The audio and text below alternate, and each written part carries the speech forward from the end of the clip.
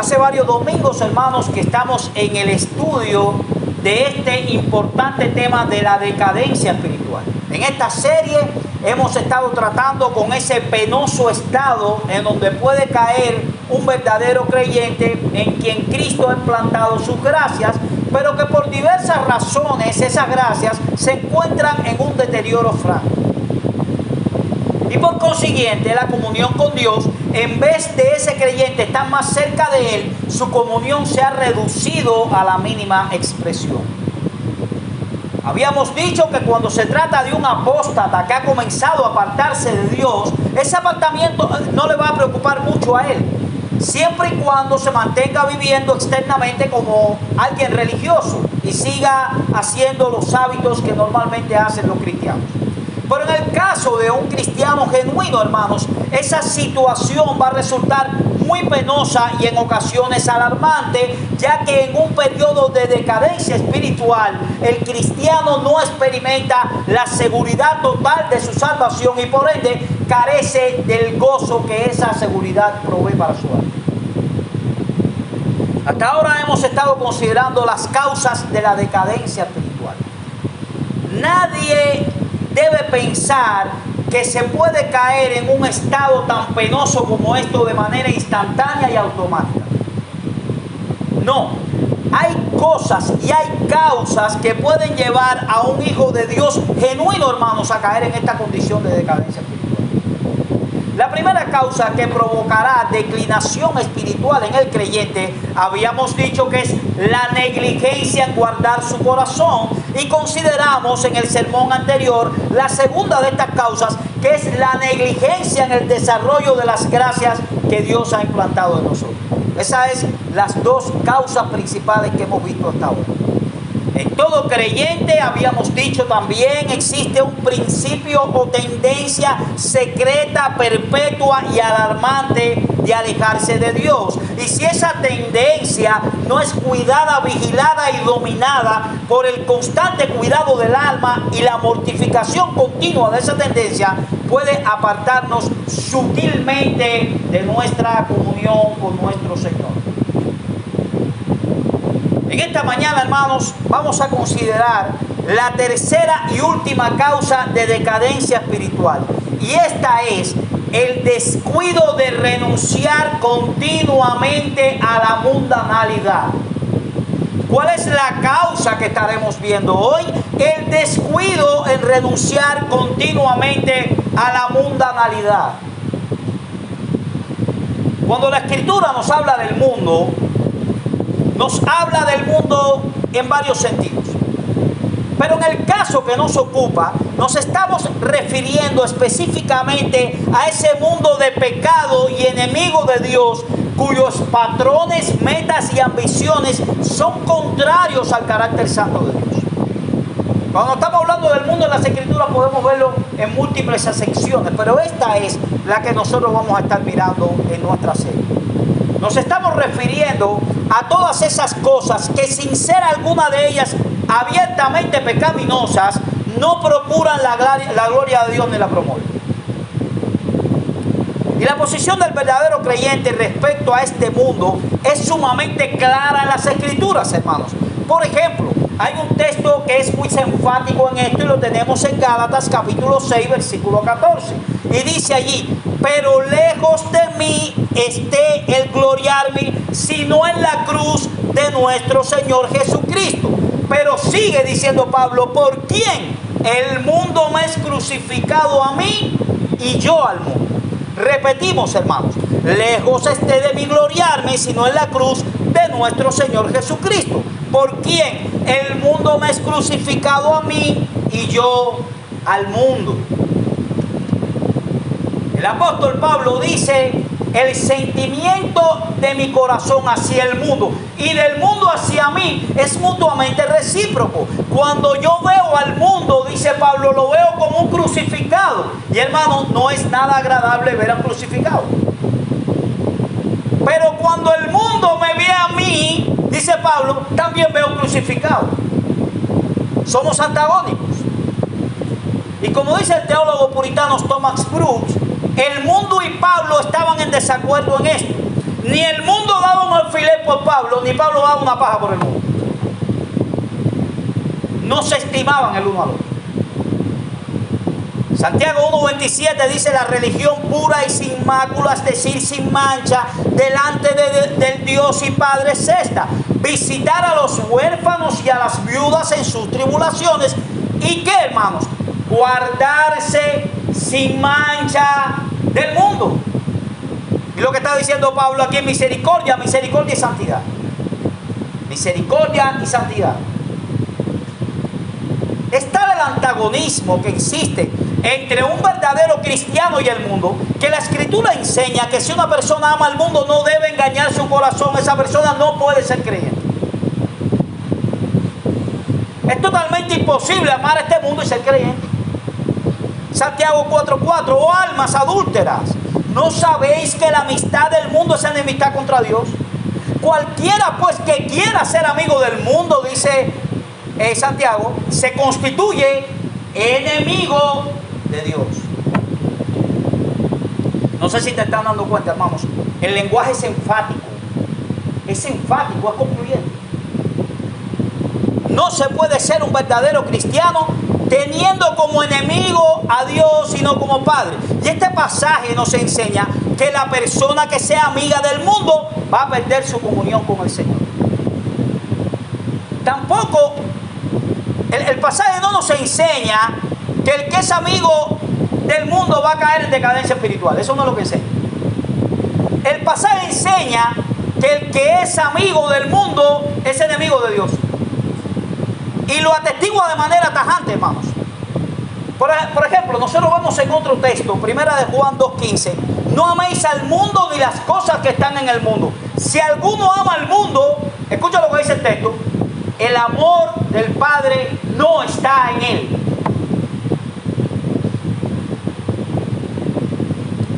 ¿Qué nos enseñan estos textos? Que el amor al mundo y el amor a Dios son incompatibles, hermanos. No se ligan, no se diluye el uno en el otro. Hay un divorcio por incompatibilidad de caracteres entre el amor al mundo y el amor a Dios. No se pueden amar los dos al mismo tiempo. O amarás a uno o amarás a otro. Si quieres quedar bien con el mundo, no puedes amar a Dios. Si amas a Dios, indiscutiblemente no vas a quedar bien con él. Pero hay que aclarar qué significa esto de amar al mundo. Porque todos sentimos en nuestros corazones atracciones hacia algo del mundo. ¿Cómo poder diferenciar entre la tentación que proviene del mundo y amar al mundo? Porque son dos cosas diferentes. Bueno, hermanos, escuchen. Amar una cosa es un acto de la voluntad que nos mueve a procurar activa y continuamente su bien y que nos produce deleite, satisfacción, gozo y descanso. ¿Qué cosa es amar a algo? Bueno, amar una cosa es un acto de la voluntad, es voluntario. No es verdad que nosotros amamos como las personas del mundo dicen, es que la amo o lo amo con algo que yo no puedo contra eso. Eso no es verdad. Cuando usted ama algo es un acto de su voluntad. De su voluntad. Amar una cosa es un acto de la voluntad que nos mueve a procurar activa y continuamente su bien y que nos produce deleite, satisfacción, gozo y descanso. Y noten que Juan especifica en el texto que habíamos visto que no debemos amar al mundo, es decir, el sistema en general ni las cosas que están en el mundo. ¿Cuáles son las cosas que están en el mundo? Bueno, hermanos, son aquellas cosas que los hombres mundanos magnifican, idolatran y procuran como su mayor deleite y satisfacción, como habíamos dicho. Me refiero, por ejemplo, a los placeres, al dinero, a la gloria delante de los hombres, a la fama, al poder, etcétera, etcétera, etcétera. Ahí mismo en ese texto vemos en el versículo 16, porque todo lo que hay en el mundo, los deseos de la carne, los deseos de los ojos y la vanagloria de la vida, no provienen del Padre, sino del mundo. Lo que está planteando aquí el apóstol es que es imposible que un cristiano ama al mundo de ese modo. Dios ha abierto sus ojos para que perciba realidades más sublimes y ha impartido en el corazón del creyente un principio de santidad, hermanos, que lo mueva a buscar la santidad más que cualquier otra cosa y a deleitarse en eso. Salmo 17:15 dice: en cuanto a mí, veré tu rostro en justicia, estaré satisfecho cuando despierte a tu semejanza. El mayor deleite del salmista, ¿qué cosa era? Ser semejante a Dios, asemejarse al carácter de Dios. Recuérdense que habíamos dicho que amar a alguien es precisamente tratar de buscar su bien, hallar gozo en esa cosa, ¿verdad? Eso es lo que está diciendo el salmista. Mi mayor deleite es asemejarme a ti, oh Señor. Por eso yo estaré satisfecho, no cuando posee riquezas materiales en sus manos, no cuando posee los demás que me alaben a mí, no cuando reciba el criterio de la mayoría, no, estaré satisfecho cuando yo despierte a tu semejanza. El salmista Asaf se preguntaba en el Salmo 73:25, ¿a quién tengo yo en los cielos sino a ti? Y fuera de ti, dice Asaf, no deseo nada en la tierra. Tú eres el objeto de mis deseos. Al creyente verdadero le sucede algo similar de cuando uno viaja en avión. La primera vez que me pasó a mí fue algo bastante peculiar. Uno ve como el avión se va despegando y entonces, si usted quiere mirar para abajo en un gesto de curiosidad, se va dando cuenta que las cosas que tienen una longitud y un tamaño diferente se van haciendo pequeñas. Es decir, cuando usted viaja en avión y ve una ciudad desde arriba, la ve chiquitica. Pero cuando el avión va descendiendo, hermanos, comienzan las cosas tan pequeñas a hacerse gigantes y gigantes y gigantes. La Biblia nos dice que los creyentes no son del mundo. Es como si Dios le hubiese dado alas. Es como si le hubiese dado, le ha dado una visión nueva de las cosas. De modo que el creyente puede contemplar el mundo desde arriba como si estuviera en un avión. Y mientras más alto vuela el cristiano, hermanos, más pequeño e insignificante verá ese mundo. Pero como el pecado aún mora en nosotros, ese pecado nos ata todavía al mundo. Trata de engañarnos para que nosotros veamos al mundo no como el mundo lo es en realidad, sino como un lugar codiciable y lleno de encanto. ¿Saben cómo le llamaba John Bunyan en El Progreso del Peregrino? La feria de las vanidades. La feria de cosas huecas. Usted va a comprar algo que piensa que tiene mucho valor y cuando lo compra se da cuenta que dentro no tiene nada, que está hueco, está vacío. Ese es el mundo, una feria de vanidades. Alguien se puede estar preguntando, ¿cómo es el mundo en realidad? Bueno, hermanos, en realidad el mundo es una fuente inagotable de designios que nos alejan de Dios y nos desvían de la felicidad. Joven, si tú estás aquí esta mañana, tengo que decir esto. Ese mundo que tú ves como una fuente de felicidad es todo lo contrario, te engaña. Te está vendiendo algo como el mejor vendedor, pero no es algo a lo cual tú puedes llegar para ser feliz. Es todo lo contrario. El pecado nos engaña y nos hace ver al mundo desde una perspectiva incorrecta, desde lentes nublados. Por tanto, si un creyente se descuida, mi querido hermano, aunque no amará al mundo con el mismo apego y deleite con que lo ama un inconverso, la mundanalidad entrará en su corazón. Y en la misma medida en que entre la mundanalidad en tu corazón, en esa misma medida te precipitarás hacia una decadencia espiritual. Nunca olvides esto, mi querido hermano, que nos enseña la naturaleza. Si tú arrojas una piedra, por muy alto que la arrojes, ¿dónde va a terminar? en el suelo. Del mismo modo, hermanos, por más alto que elevemos nuestros pensamientos y deseos, en un momento dado, estos volverán a la tierra si los dejamos seguir sus inclinaciones naturales.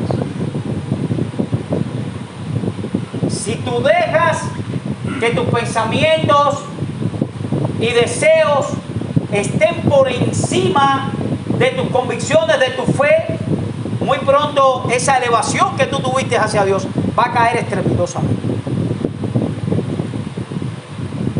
Dice el Salmo 25:1, el salmista dice: a ti, oh Jehová, levantaré mi alma. Y cuando hablamos de levantar una cosa, estamos presuponiendo que esa cosa había descendido. Si no estuviera en el suelo, no pudiéramos levantarla. David entendía, hermanos, que su alma constantemente se dirigía hacia la tierra, hacia el precipicio, y por eso cada vez que se acercaba a Dios le decía: Señor, tengo que levantar mi alma otra vez. El creyente no ama al mundo con el amor predominante del que nos habla Primera de Juan, porque allí se nos dice tajantemente que el que ama al mundo de ese modo carece del amor de Dios.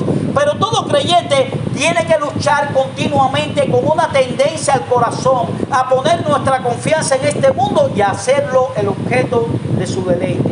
Y yo quisiera preguntarte, ¿no es verdad, mi querido hermano? ¿O estamos hablando algo aquí que no es realidad? En la misma medida en que esa tendencia nos arrastre, en esa misma medida vamos a decaer espiritualmente. Y hermanos, es bueno hablar de la libertad cristiana. Es una de las doctrinas más liberadoras que existen. Cuando yo la estudié, hizo de mí una persona diferente. Es una doctrina hermosa y liberadora, pero la libertad cristiana tiene sus límites. Cuando un predicador, por ejemplo, habla de la santidad y la autonegación, muchos se ponen en guardia para que nadie atente contra su libertad. Y no me malentiendan, hermanos, debemos defender a capa y espada la libertad con que Cristo nos hizo libre, porque eso le costó a Cristo su sangre. Y no tenemos otro Señor en nuestra conciencia que no sea Jesucristo. Pero si vamos a hablar de la libertad cristiana, nuestro énfasis no debe ser puesto en la primera palabra, sino en la segunda. El problema de nuestra generación cristiana es que ponen el énfasis en la primera palabra, libertad, cuando en verdad el énfasis debe estar en la palabra cristiana. El problema no es cuánto podamos acercarnos al mundo sin comprometer nuestro cristianismo, hermanos. No, el problema es cuánto debemos alejarnos del mundo sin comprometer nuestra libertad. Así que al hablar de libertad cristiana hay que tener mucho cuidado. Muchos entienden libertad con libertinaje. Acaban con sus límites y siguen cruzando la cerca. Por tanto, nunca debemos perder de vista, hermanos, que no pertenecemos a este mundo. Somos ciudadanos de otro lugar que se rige por normas de conducta, anhelos y metas muy diferentes a la que rige este mundo. Si usted es un ciudadano de la ciudad celestial, de la gloria venidera, tiene otras leyes que no son las de este mundo. Y debe tener otros anhelos que no son los de este mundo. Porque aquí usted será un peregrino. Solamente un peregrino. Si queremos ser fieles al Señor, debemos continuar en este mundo hasta que Él nos mantenga aquí, pero siempre estando alertas para no amoldarnos a este mundo. Dice Romanos 12, del 1 al 12, es un texto muy conocido. Así que, hermanos, os ruego por las misericordias de Dios que presentéis vuestros cuerpos en sacrificio vivo, santo y agradable a Dios, que es vuestro culto racional. No os conforméis a este siglo, sino transformaos por medio de la renovación de vuestro entendimiento, para que comprobéis cuál sea la buena voluntad de Dios, agradable y perfecta. El apóstol Pablo ruega a los creyentes de Roma que, debido a la obra que Cristo hizo por ellos, se presenten a sí mismos como un sacrificio vivo a Dios. Pero para poder hacer eso, hermanos, habían dos cosas necesarias. Primero, no podemos debemos amoldarnos a este mundo. Segundo, debemos transformarnos por medio de la renovación de nuestro entendimiento. Eso es lo que dice el texto, ¿verdad? En otras palabras, el creyente debe luchar por no continuar amoldándose a las normas de este mundo, sino que por el contrario, hermanos, debe renovar su entendimiento a la luz de la revelación de Dios. No a otra luz. De modo que de ahora en adelante, las normas de conducta de ese creyente, sus anhelos y metas deben ser celestiales y no terrenales. Ahora bien, cuando Pablo le dice a los creyentes que no se amolden a este mundo, obviamente él está presuponiendo dos cosas, hermanos. En primer lugar, él está presuponiendo que existe un molde, ¿verdad? Pablo tiene que estar pensando en alguna forma de vida, alguna forma de pensar que amolda y que es propio de este mundo, que es característico del mundo y al cual el creyente, como no pertenece al mundo, no debe conformarse. Eso es lo primero que debemos presuponer. En segundo lugar, Pablo está presuponiendo que el creyente se encuentra en peligro constante de amoldarse a ese molde. Por eso le dice, cuidado, no te amoldes a eso. Y la tesis que estamos planteando en este sermón es sencilla. Que en la misma medida que la mundanalidad entra a tu corazón, en esa misma medida decae tu piedad y tu deseo por Dios. No hay otra cosa, hermanos. No hay nada intermedio. La pregunta que surge de inmediato es, ¿y cómo es ese molde? Yo ya entiendo el peligro de amoldarme al mundo. Pero ¿cuáles son las características de ese molde para poder huir? Nada más que vea el molde delante de mí, yo huyo. ¿Cómo puede el creyente identificar el molde de este siglo de modo que pueda cuidarse de él? Bueno, noten, hermanos, que Pablo no usa aquí la palabra que generalmente se traduce mundo en el Nuevo Testamento, sino que usa la palabra siglo. Pablo se está refiriendo a un tiempo específico en el que estamos viviendo, y a este tiempo le puso un apellido para que no quedase duda. Vamos a leer nuevamente el versículo. Dice: así que, hermanos, os ruego por la misericordia de Dios que presentéis vuestros cuerpos en sacrificio vivo, santo y agradable a Dios, que es vuestro culto racional. No os conforméis o no os amoldéis ¿a qué? A este siglo. A este siglo. ¿Cuál es el apellido que le puso a la palabra siglo? La palabra este. No os conforméis a este siglo. Y en otras palabras, no os conforméis a todo aquello que se encuentra de este lado de lo que comúnmente llamamos eternidad.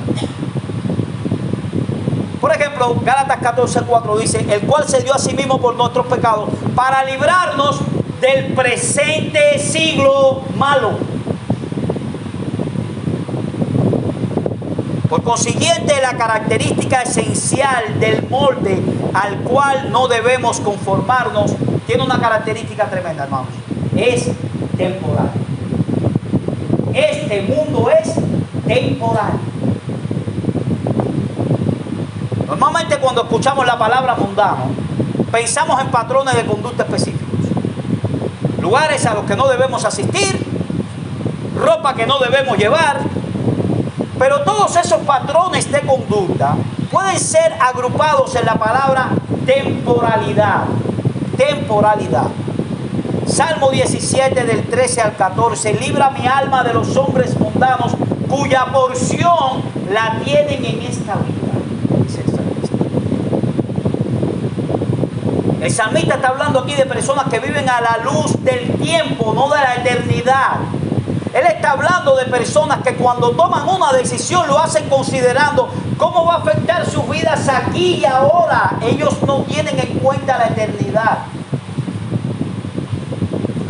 Por ejemplo, hermanos, un caso específico de mundanalidad muy famoso en las Escrituras es el caso de Saúl. Dice Hebreos 12:16 que por una sola comida vendió su primogenitura. Este es el caso típico de un individuo que desecha la bendición de Dios para satisfacer un deseo momentáneo. Y a la hora de tomar una decisión tan trascendental, ¿saben a quién consultó Esaú? a su estómago. Bendijo el deseo de hambre de su estómago y vendió su primogenitura por un plato de frijoles. ¿Qué cosa la de Esaú? No se quedó ahí, hermanos, hay muchos Esaú. El hombre que a la hora de tomar una decisión lo hace en base a sus deseos, y no en base a los beneficios que obtendrá aquí y ahora, en base a esos beneficios, y no buscando primeramente el reino de Dios y su justicia, es un hombre mundano. Filipenses 3:19 habla de hombres cuyo Dios es el vientre y que solo piensan en lo terrenal. Escuchen lo que está diciendo Filipenses 3:19. Dice que hay personas cuyo Dios, es decir, adoran los deseos de su vientre. Solo piensan en lo que tiene temporalidad, en el aquí y en el ahora. Ahora bien, hermanos, los creyentes vivimos en este mundo. A pesar del antagonismo que existe entre el mundo y los creyentes, y a pesar de los peligros constantes que nos rodean en este mundo, la voluntad de Dios, clara, es que vivamos aquí, pero que tengamos cuidado de no contaminarnos con ese mundo. Ahí tenemos, por ejemplo, Juan 17, 14 al 15, dice: no ruego que los quites del mundo, sino que los guardes. Y escuchen, el apóstol aquí cambia una palabra por otra. No ruego que los quites del mundo, sino que los guardes del mal. Mundo y mal, sinónimos. La pregunta que surge es: ¿cómo podemos vivir en este mundo y hacer uso de él y aún así guardarnos de la mundanalidad? ¿Cómo podemos cuidarnos de la mundanalidad siendo cristianos?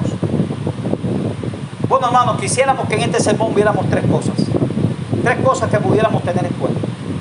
En primer lugar, abstente radicalmente de los deseos carnales.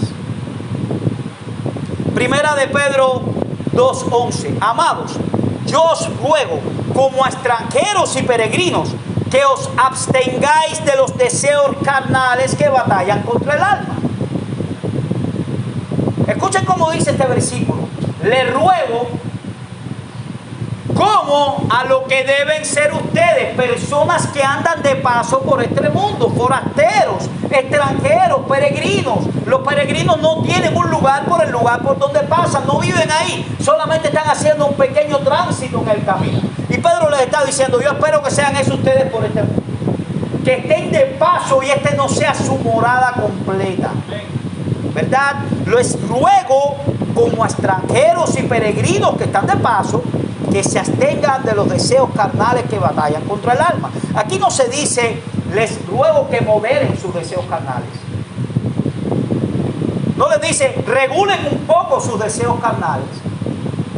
No, el Espíritu Santo, por medio de Pedro, está ordenando a los creyentes que se abstengan de tales deseos, que renuncien radicalmente a esos deseos carnales, porque batallan y le hacen guerra al alma. Dice Tito 2:12: porque la gracia de Dios se ha manifestado. Este texto hace un tiempo estuvimos predicando aquí. La gracia de Dios se ha manifestado para salvación a todos los hombres, enseñándonos, recuérdense, la gracia de Dios tiene una función didáctica, enseña que renunciando a la impiedad y a los deseos mundanos, la parte negativa, vivamos en este siglo sobria, justa y piadosamente, la parte positiva. Estamos hablando de una abstención radical de los deseos carnales. No es como alguien está, por ejemplo, que quiere dejar un hábito tóxico. Alguna gente le dice: trata de fumarte 5 cigarritos en vez de 6. Y después corta el cuarto. Un pedacito, otro pedacito y otro pedacito, hasta que puedes quitar el cuarto. Así vamos a ver, hasta ver cuando llegue el primero. No, hermanos, eso no es lo que nos está diciendo el texto. El texto nos está diciendo: erradiquen eso. Absténganse. Hagan guerra contra los deseos carnales. Noten el cuidado de la Escritura en decirnos cuáles son los deseos que debemos abstener. Los deseos carnales. Pablo dice los deseos mundanos. nosotros muchas veces nos comportamos como el clásico hombre arriba de la cerca. Estamos en la cerca de la ley de Dios, muchas veces con un pie puesto en la santidad, pero con la mano acariciando el pecado. Lo acaricio, no me entrego, no cruzo la cerca, pero le doy una caricia, le arrasco la cabeza al pecado. Hermanos, el que puso en ti la capacidad de desear fue Dios. Y la capacidad de desear no es mala. Cuando nuestro cuerpo necesita comida, nosotros deseamos comer. Y ese deseo no es pecaminoso. Cuando nuestro cuerpo necesita líquido, deseamos beber. Y el mandamiento que estamos considerando, hermanos, no tiene nada que ver con esos deseos. A raíz de la caída del hombre, nuestros deseos han sido corrompidos por el pecado, han sido pervertidos por el pecado, y por lo tanto el pecado se alía a nuestros deseos para llevarnos a pecar. Nuestros deseos y el pecado son socios. O como alguien ha dicho muy sabiamente, son nuestros deseos el canal principal que usa el pecado para llegar a controlar nuestra voluntad. El pecado y los deseos carnales pueden y hacen una alianza poderosa y terrible, hermanos, en contra de nosotros. Cuando la Escritura nos habla de los deseos carnales, se está refiriendo específicamente a aquellos deseos que caracterizan al hombre como un ser caído. Para hablar más claro, abstenernos de los deseos carnales es básicamente hacer dos cosas, hermano. Usted se quiere abstener de los deseos carnales o mundanos. Bueno, básicamente es hacer dos cosas. En primer lugar, abstenernos de los deseos que sentimos por aquellas cosas que Dios ha prohibido. Hay cosas en la Biblia que Dios dice tajantemente que no debemos hacer. Claramente. El creyente no puede tocar esas cosas. Y no hay una persona presente que me pueda decir que ha dejado de sentir deseos por aquellas cosas que Dios ha prohibido tajantemente. Dios la prohibió y entonces yo no deseo nada. Pero eso no es verdad, ¿verdad? Toma los 10 mandamientos y verá allí lo que Dios ha prohibido. Y tome los 10 mandamientos y verá en su corazón cuántas veces usted tiene ganas de hacer lo que Dios ha prohibido. Pero también, en segundo lugar, es abstenernos de aquellas cosas que Dios no ha prohibido, pero por las cuales sentimos un deseo desordenado. Vuelvo a repetir, en segundo lugar, es abstenernos de aquellas cosas que Dios no ha prohibido, pero por las cuales sentimos un deseo desordenado. Y esta es la parte más difícil y sutil. Dios nos ha mandado que nos abstengamos de aquello que Dios ha prohibido, y también podemos hacer uso de aquello que no ha prohibido, cosas que otros cristianos pueden hacer uso de ellas sin ningún problema, pero por las cuales sentimos un deseo desordenado. Puede ser que en un momento dado estemos deseando algo, mis queridos hermanos, que no sea pecaminoso en sí mismo, pero que por ciertas corrupciones personales no es lícito para nosotros. Tal cosa se ha convertido para nosotros en un deseo carnal y por lo tanto debemos abstenernos de ello. Por ejemplo, dice Colosenses 3:5, haced morir pues lo terrenal en vosotros, fornicación, impureza, ¿qué dice? Pasiones desordenadas, malos deseos y avaricia, que es idolatría. El apóstol Pablo incluye aquí, entre las cosas que deben ser mortificadas, las pasiones desordenadas, las pasiones sobre las cuales no tenemos control. ¿Y cómo podemos identificar si el deseo que sentimos es una cosa lícita o es una pasión desordenada? Bueno, es muy fácil, hermanos.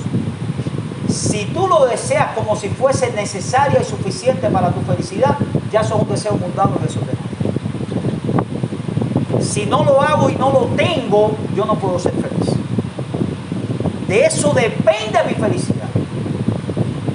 Si lo que estás deseando en tu mente y en tu corazón lo entiendes como algo necesario para tu vida y piensas que con eso serías feliz, eso quiere decir que tú estás idolatrando tal cosa y estás violando el primer mandamiento que dice: no tendrás dioses ajenos delante de mí.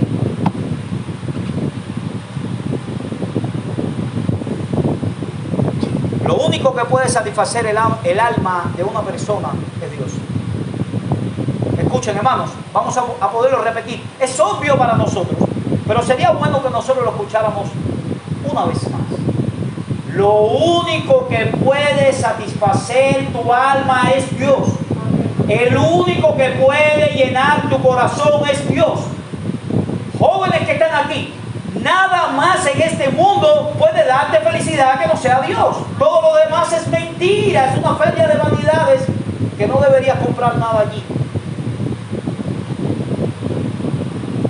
Es por eso que en el Salmo 23:1 el salmista dice: Jehová es mi pastor y por eso nada me faltará.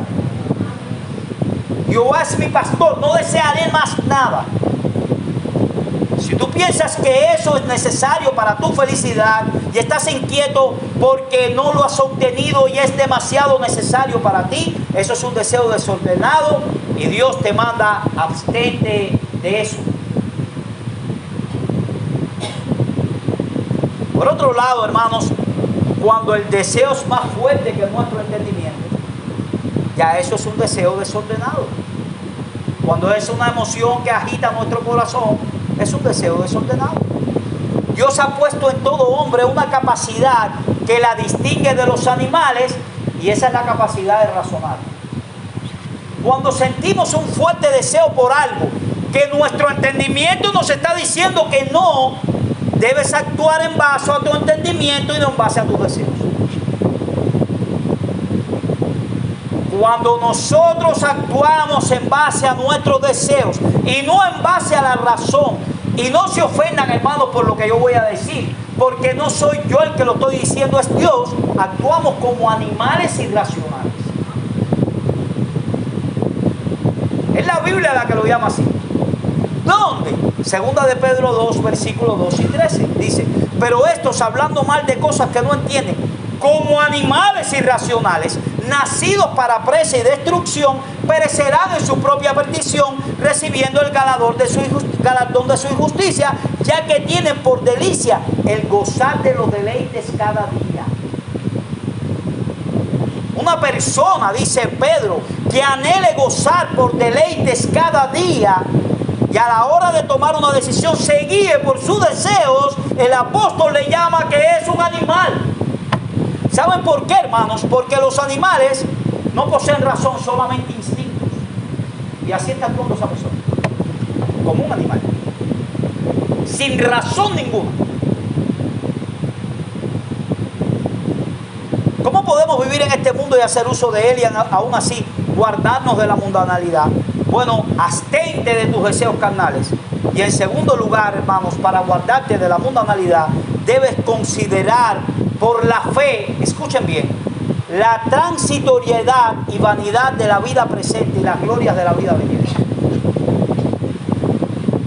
La Escritura nos enseña que el creyente vence al mundo de una sola manera. ¿Saben cuál es? Por la fe.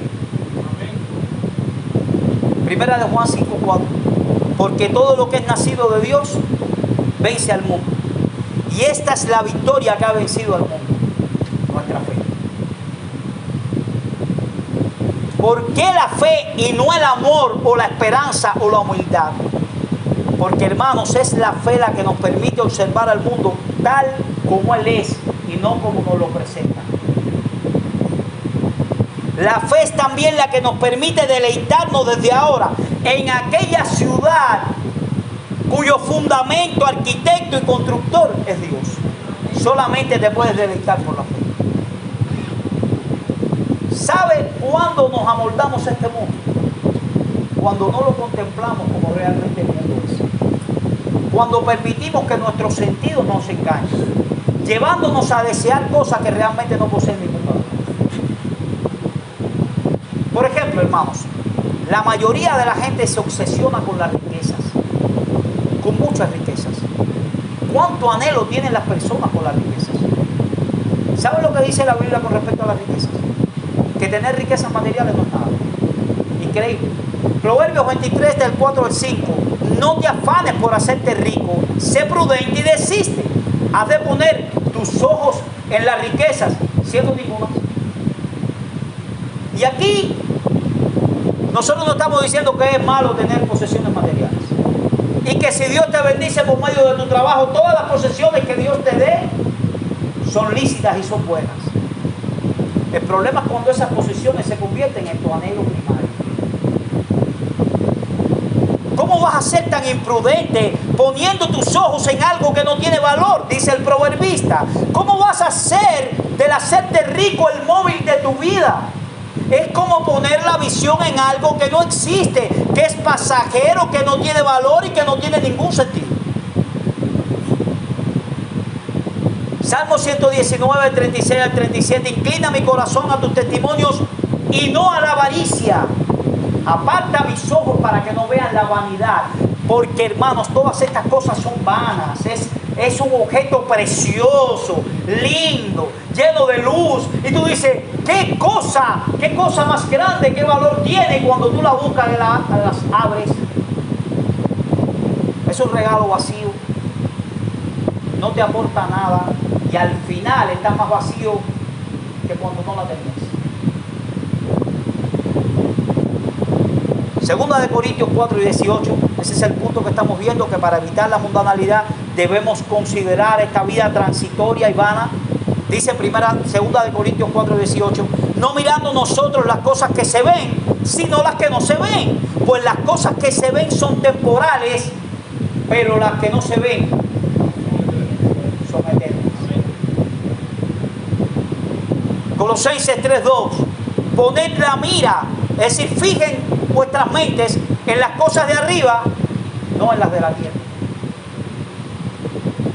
Y el énfasis que Pablo pone en Colosenses 3:2 es positivo y negativo. Hubiera bastado, hermanos, que dijera, pongan sus ojos en las cosas de arriba, pon tus pensamientos en las cosas de arriba. Y yo te pregunto, las cosas que ocupan la mayor parte del tiempo y tus pensamientos, ¿de dónde son?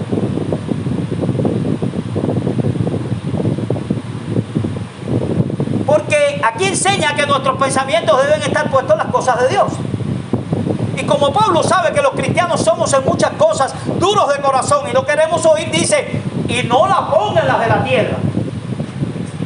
Hubiera bastado con que hubiera dicho, pongan sus ojos en las cosas de arriba. Pero él dice, no, y no la pongas en el lugar diferente, no la pongas en la de la tierra, no la pongas.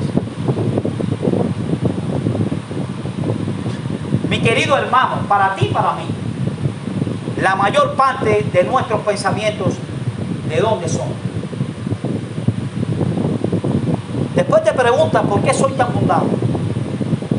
Porque la mayoría de nuestros pensamientos giran alrededor de cosas temporales que no se ven, que se ven. Segunda de Pedro 3:10, pero el gran día del Señor vendrá como ladrón en la noche, en el cual los cielos pasarán con gran estruendo y los elementos ardiendo serán deshechos y la tierra y las obras que en ella hay serán quemadas. Y dice Pedro, por la fe debes darte cuenta que todo esto se va a acabar. ¿Cómo vas a poner tus ojos en lo que se va a acabar? Eso es como pensar que estás como un tornillo de tirafondo atornillado a la tierra y que nunca vas a salir de ahí. ¿Cómo podemos guardarnos del mundo, mis queridos hermanos? Esperando, aguardando esas cosas que Dios ha prometido, contemplando por la fe lo transitorio y vano de esta vida presente y contemplando por esa misma fe la gloria venidera. Primera de Juan 2:17, y el mundo pasa y sus deseos, pero el que hace la voluntad de Dios permanece para siempre. Hermano, yo quiero hacerte una pregunta. ¿No te convencen estos textos de la palabra de Dios? Porque hemos citado unos cuantos. Cuando un creyente tiene por costumbre el meditar en aquellas cosas que nos esperan, difícilmente se va a dejar atrapar por las cosas que este mundo ofrece. Cuando Dios te permita como cristiano experimentar aquí tiempos de bonanza y de prosperidad, dicho creyente enseguida pensará, esto no es nada comparado con el cielo. Por eso decía Richard Baxter, sal del mundo y no lo mires, si no es para compararlo con el cielo y ver la gran diferencia. Cada bendición que Dios te dé, mi querido hermano, compárala con el cielo. Y en el cielo será mejor. Ahora no podemos ver con nuestros ojos lo que Dios ha preparado, ni las cosas gloriosas que nos esperan. Pero la Escritura dice en el libro de los Hebreos que los santos del pasado tuvieron la capacidad de mirarlo de lejos, lo creyeron, lo saludaron y confesaron que eran extranjeros y peregrinos en esta tierra porque iban por un lugar mejor. Soy un peregrino porque este mundo no es digno de que yo ponga mi campaña a vivir aquí. Yo voy para un lugar mejor. Un lugar que mi Padre me tiene preparado y que es mucho mejor. ¿Cuántos problemas nos acarrea el no detenernos más a menudo a contemplar el cielo que te aguarda como una realidad? Si quieres guardar tu alma de la mundanalidad, acostúmbrate a meditar en el cielo. Y por último, de una manera más breve, hermanos, cuídate del deseo de agradar a los hombres. Cuídate del deseo de agradar a los hombres. Santiago 4:4. Oh almas adúlteras, ¿no sabéis que la amistad del mundo es enemistad contra Dios? Cualquiera pues que quiera ser amigo del mundo se constituye en enemigo de Dios.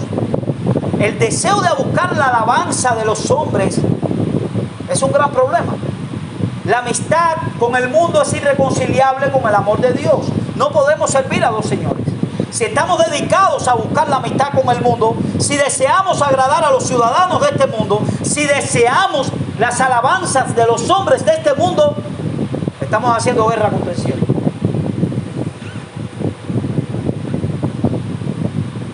Por ejemplo, dice Pablo en Gálatas 1:10, pues busco ahora el favor de los hombres o el de Dios. O trato de agradar a los hombres. Pues si todavía agradara a los hombres, no sería siervo de Cristo, dice Pablo. Santiago es bien cuidadoso con el lenguaje que usa en el texto que vimos. Él no nos dice aquí que Dios es enemigo de los que son amigos del mundo. Santiago dice aquí que el que quiera ser amigo del mundo se constituye en enemigo de Dios, porque ya está vendiendo su corazón. Ya el deseo de esa persona está en ser amigo del mundo. El simple hecho de desear en el corazón la alabanza y la aprobación del mundo ya te constituyen enemigo de Dios. Santiago dice, el que quiera ser nada más amigo del mundo. Así que cuando dejamos que ese anhelo encuentre cabida en nuestro interior, ¿saben lo que sucede? Comenzamos a comportarnos como se comporta el mundo, porque deseamos su alabanza.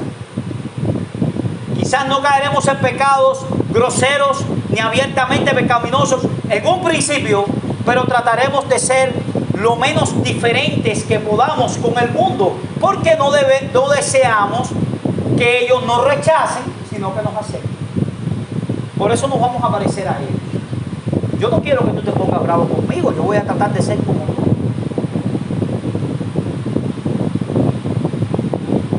Mis queridos hermanos, a manera de conclusión, quiera Dios que la misma carga que sentimos por estas cosas la sienta cada miembro de esta iglesia, para que cuando Cristo venga nos presentemos como una iglesia sin manchas de mundanalidad, una iglesia sin mancha ni arruga, sino que esté verdaderamente ataviada para encontrarse con su marido, que es santo, justo y perfecto. Hay una aplicación que quisiéramos hacerle a los padres. Padres, cuidemos a nuestros hijos de la mundanalidad. No dejemos que abracen este mundo como lo que realmente no son. A ellos les falta sabiduría. Enseñémosle de verdad lo que realmente tiene valor. Cuidémosle, hermanos, de que no se amolden a un molde tan perverso.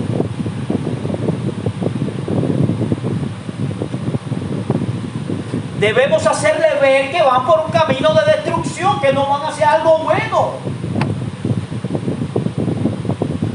Cuidado con lo que la cultura le enseña a nuestros hijos, que van en contra de la voluntad de Dios, porque mientras más se alejen del Señor, más infelices serán.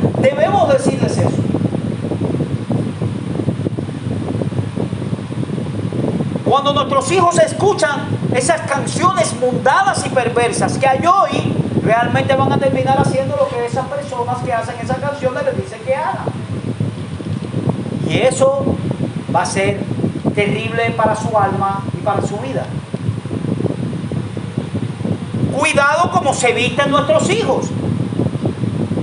Cada cosa que hagamos en lo externo es algo consecuente de lo que está en lo interno. Si un muchacho elige vestirse mal y enseñar su cuerpo, lo mismo una muchacha que un muchacho, es porque eso es lo que está teniendo lugar en su corazón. El mundo está conquistando su entendimiento. Recuerden que es una feria de vanidades. Él está comprando algo que es hueco, que no le va a traer nada bueno. Ayúdelo a entender eso. Si quieres y amas a tus hijos, debes luchar contra el mundo. Ayúdalos a entender que lo que tienen delante es vano. Es vano. Otra aplicación práctica a los no creyentes. Aquellos que están aquí que no creen en Dios. Tú dices que eres ateo y lo dices con orgullo. Déjame decirte que tú no lo eres. Tú tienes un Dios al que adora y ese es el mundo y sus deseos. Cuando cada deseo que te conquista el corazón y tú vas como un corderito a hacer lo que te dice ese deseo, aunque sabes en tu entendimiento que no está bien, tú estás siendo un adorador de un Dios falso que va a arruinar tu vida y te va a llevar al infierno. Porque todo lo que tú pienses hoy va a tener consecuencias a la larga. Puede ser que en un tiempo corto, en un tiempo breve o en un tiempo largo. No te dejes engañar. Las consecuencias vendrán y a lo mejor las vas a arrastrar durante toda tu vida. Ven a Cristo en arrepentimiento y fe. Resuelve tus problemas con Dios para que Él haga una nueva criatura de ti y te dé una cosmovisión diferente. Amén. Para que un día te puedas enfrentar con victoria a ese mundo por medio de la fe. Vamos a orar, hermanos.